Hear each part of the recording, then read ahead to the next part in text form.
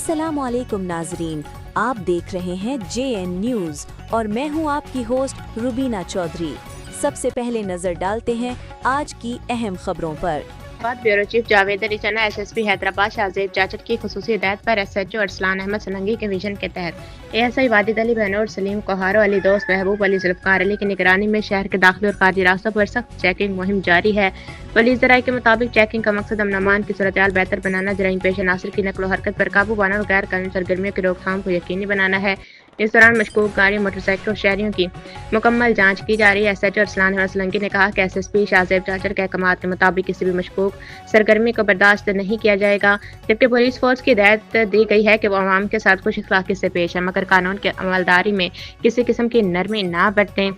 ASI Wajid Ali बहनोर Salim कोहारो Ali दोस्त जुल्फकार अली महबूब अली ने कहा कि चेकिंग मुहिम जारी रहेगी।